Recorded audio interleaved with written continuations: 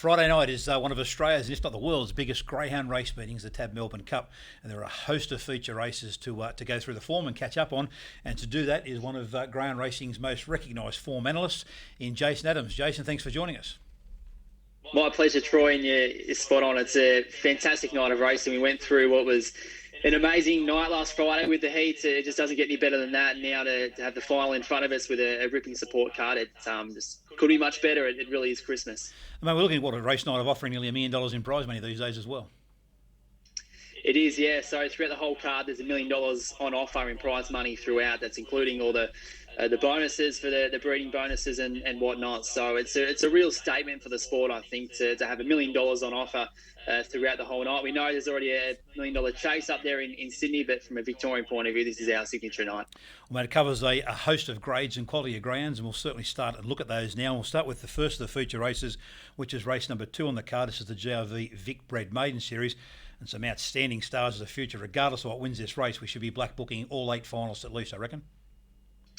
You're spot on, and going through it last night, I thought the same way, where it's hard to work out how this race is going to play out, but you're right. One thing is clear, that so many of these you're going to look back on in 12 months' time or reflect on the field that was 12 months ago and think, wow, there's been some really good runs come out of this. So this one is no exception.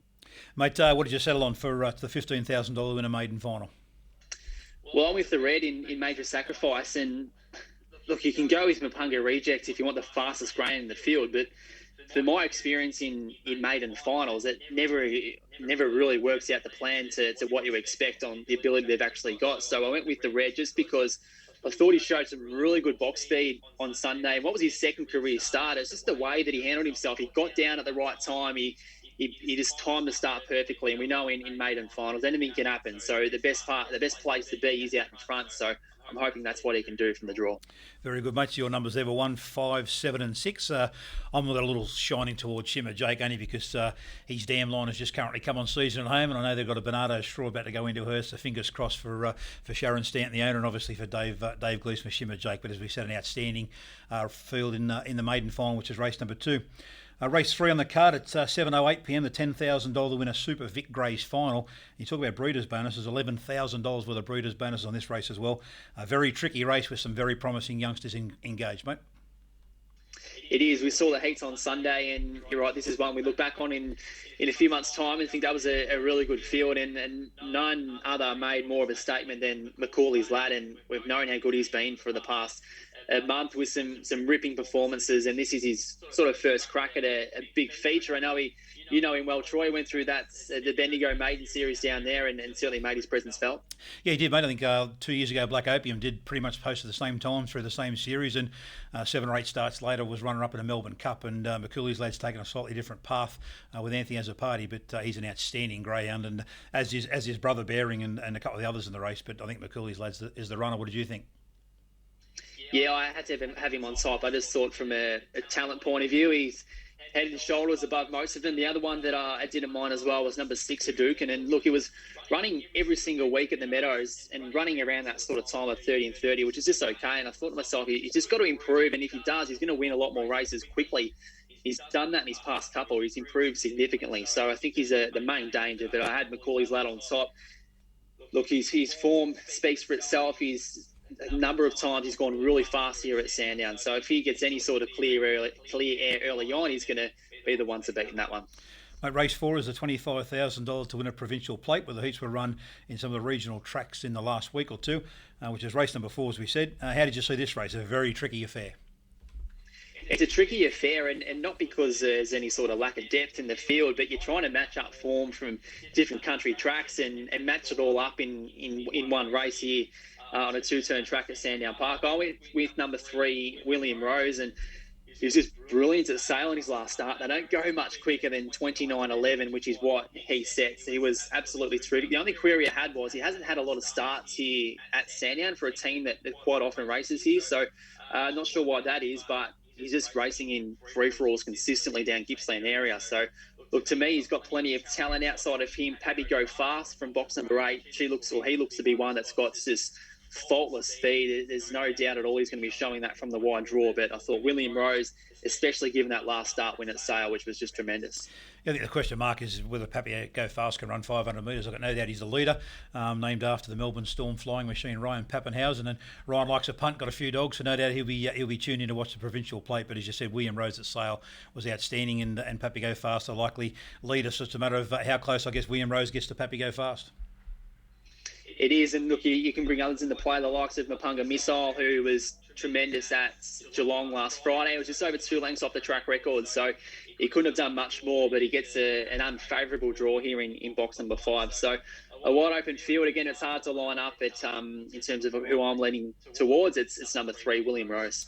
Mate, race 5 is the major staying race of the carnival, and the second major staying race, I guess, of the year behind the Sandown Cup, and that's the Bold Trease, worth $105,000 to winner in the Group 1 race. Houdini boy, he's the question mark dog, I guess, in terms of where he gets in the race and how he gets the trip. But he's no doubt he's going to be the favourite in the punters elect. Is he your elect as well?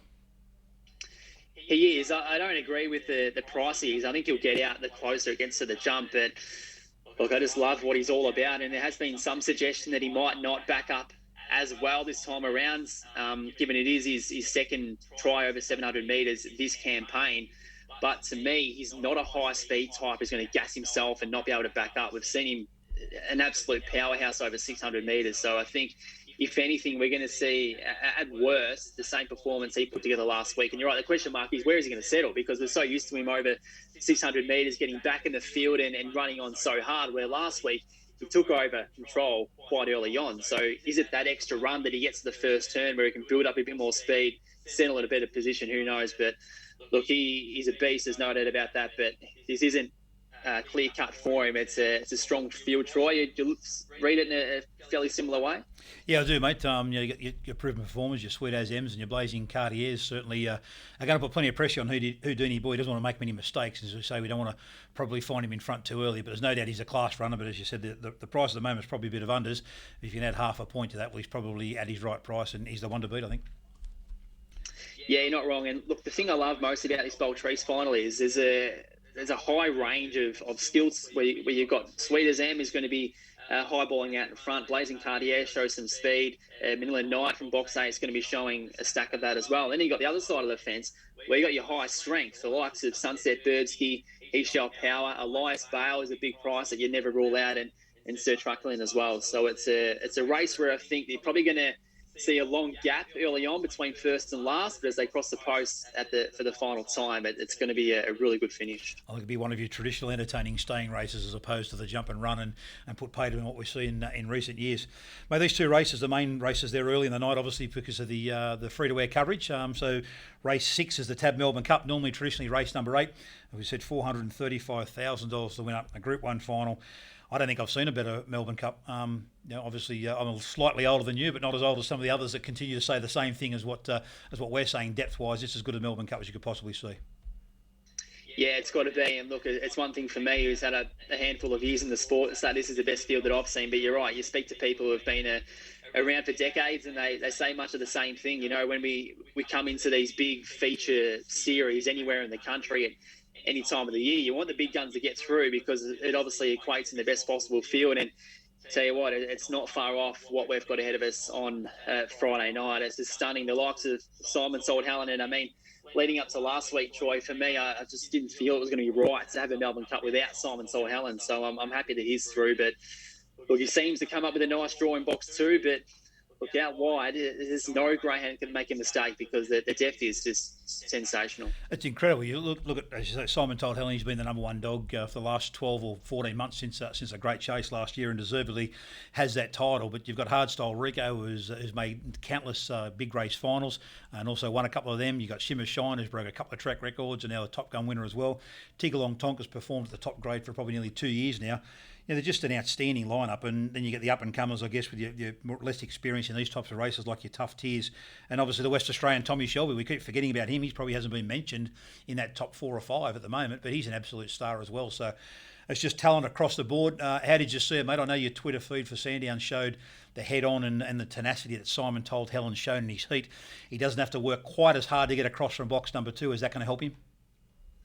I think for sure. And I mean, if we're comparing the numbers at these sort of greyhounds in terms of what times they can set, you're splitting hairs. There's not heaps between them. So you've got to look deeper than that. You've got to look at where they're going to be on the track coming past the post the first time. And for mine, Simon Side Helen, he's going to have that track position, because if you do have all those greyhounds going around, you're 5 flat, 5:05 in their times of the first split. Something's got to give, and Simon Salt Helen's going to have track position. He mentioned that head-on vision as well that we saw last week. That's a quality that he's got that's not listed in the form guide. He's a beast. He'll push through a brick wall, and if there's some sort of gap, we know he's just going to pour the pressure on. So if he gets away cleanly, that's all he has to do. He'll accelerate after that. So I'm with him just purely on the track position. I had Hardstyle Rico the second. I think he's drawn really well in 5. I know he's going to have a lot of pressure from his outside, but the initial first couple of strides, he's got Lucy's Milo and Tough Tears on his inner, who, if anything, are only going to go towards the fence. So it opens up a bit of room for Rico early on. Had Shimmer Shine for third, and it looks difficult, but you couldn't rule him out. You just can't on the things that he can do. And maybe after winning the Top Gun, we've seen a number of stars in the past that they've struggled to pick up a group race win. Once they have, it's snowballed after that. So maybe that could be the case for Shimmer Shine. And Tigalong Tong for 4th, who I've got no knocks against him. He's a star, as we know, Troy, but I just think, again, if they're all running that same sort of time of the first split, something's got to give. He's got to cross him, and there's so much on his insides to deal with. So look, I'm with Simon Salt Helen in what would be, it really make him immortal, really, for the year he's had to bypass or to go past the $1 million in prize money. It'd make him into an extremely, extremely good greyhound, into one of the best we've ever seen. Yeah, he'd be certainly be in rare territory. I think Hardstyle Rico holds the key to the race. Just if he hits the lids running, he could certainly change the way the race sort of pans out, I guess, in the run of the first turn, and make a little bit more pressure for Simon Told Helen. But if Hardstyle Rico just dwells that fraction, I think Simon Told Helen is drawn to hold the front, and his mid-race pace is just probably too much. But I think anyone wanting to have a bet in the race that likes any of the 8 runners, certainly don't let me or you turn them off, because it's just one of those races, the way they're drawn. But I'm a little bit with you, mate. I think Simon Told Helen, just from the box draw, I like Shimmer Shine, just to get a bit of a card across using Hardstyle Rico. I've got him in for 2nd, and then from Tigalong Tonk 3rd, and Hardstyle Rico and Tommy Shell be one of those to fill 4th and 5th spot. But anything can win the race, and whatever wins the race will certainly be deserving, having gone through such depth last week in the heat, and obviously such a quality final. And that's on Friday night at 8:10 as race number 6. Race number 7 is the Sir John Dillon Memorial, Group 3 event over the 595 metres, worth $25,000 to the winner. Christo Bale, you can't fault his form since going back to the sprints. Are you with him back up to the middle distance? I am. I'm leaning towards him, and this field is out of control. I mean, you look at race 9, which is just a normal mixed 4-5 over the same distance, and to think that's a set of 8 that missed out on this, you think, then what on earth does this field look like? And you have a look, and it's just absolutely stacked with quality. But I'm with Christo Bale, and you're right, since he's dropped back to the sprint distance, he's just been caught up a little bit. But when you're competing against the best sprinters that are going around, not only here in Melbourne, but across Australia, you're always going to find it a bit tough no matter who you are. But for him now, step back up to 600 metres, where typically the pressure is a bit more lenient early on, I wouldn't be surprised if he was the lead. And as Christo Bale, if he leads, good luck to him. But there's some serious opposition he does find himself up against. Last Sarah's going to show speed from 6. Also had Weblek Ace included for 3rd from box 1. He's just a beast, and he's shown that in his past 2 over the sprints. And I also had Zipping Bram, who, look, arguably could be the quickest of this whole lot, but his habits in racing aren't as attractive compared to those. But I'm with Christo. Troy, how do you read it? Yeah, I think Christo's the class run of the race, and I've got Christo Bale on top, and the big question mark, Zipping Bram. We know how strong he is and how good he is, and just a matter of where he gets behind those leading greyhounds. But I think Christo Bale, just for the class, with Zipping Bram to be charging home late, and whatever fills the minors. As you say, you're talking about a mixed 4-5 in race number 9, and you got a Group 1 winner in Get a Gizmo, who hasn't got a Guernsey in a Group 3 race. It just shows what a quality meeting this is, mate. And the last of the feature races is race number 8, the RSN Cup Night Sprint, $25,000 to the winner group race. Bit of speed drawn on the inside here. Myself on with Music Event and the greyhound that broke its maiden here in the Gold Rush Series, or the deferred Gold Rush Series in June. But again, a race of high talent, and you've got a couple of greyhounds here that were a bit unlucky in Melbourne Cup heats as well.